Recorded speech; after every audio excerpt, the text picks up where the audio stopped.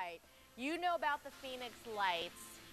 We're going to be talking a little bit about them, the latest theory as we celebrate the anniversary, even though we've seen things that may prove it otherwise than a UFO. Stay with us.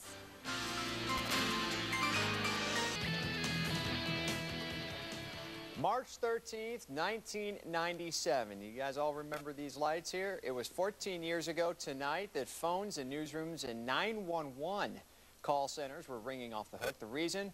Suspicious lights hovering over the Arizona sky. They came to be known as the Phoenix Lights, and over the years there have been many theories as to what the lights were.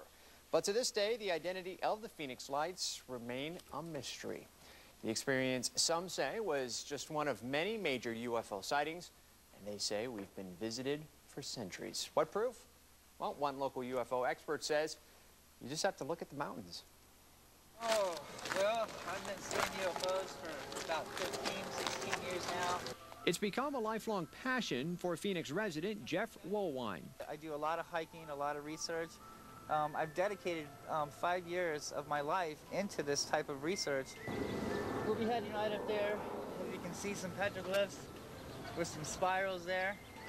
And when we get closer, you'll be able to interpretate, the meaning of it.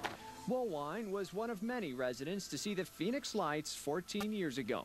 But it didn't stop there. He's documented years of sightings on his website, going beyond just the traditional lights in the sky research. Doing my investigations, I'm coming to find out that the petroglyphs here in the Valley of the Sun are talking about what we're seeing in the sky today as far as UFOs and strange things in the sky.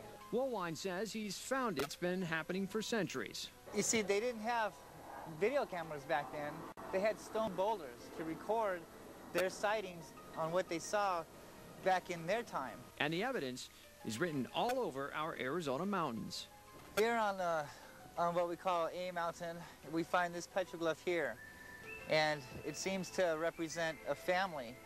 And they clearly have their hands up in the air as to say they're in the appeasement pose and they're looking up at two orbs in the sky. This mountain is very active for UFO sightings. Most of the time when I come out here, we do see some orbs up in the sky. Woolwine says the best time to see the orbs is early in the morning or late afternoon. The more you see it, the more you're intrigued. You want to see more of them. And I really think that it's only a matter of time when everybody will know that, yes, there is something here. Yes, we are being visited. And we just have to ask ourselves, okay, we're not the only advanced civilizations in the universe.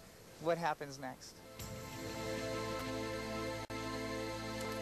Okay, so what's next? Well, if you're intrigued by the Phoenix Lights, Harkins Theater will be showing a popular documentary on the lights today. It's happening at 2 o'clock at the theater at Scottsdale and Shea Boulevard. That Harkins right there, Scottsdale and Shea Boulevard. Afterwards, they're actually going to hold a Q&A forum after the film so you can chit-chat with the researchers who have been investigating just what happened. Now, just to say that back then, just shortly after the lights showed up, the military did come out and say that they were a type of flares that they were using in testing over the valley. So I remember that theory. Yes. Yep.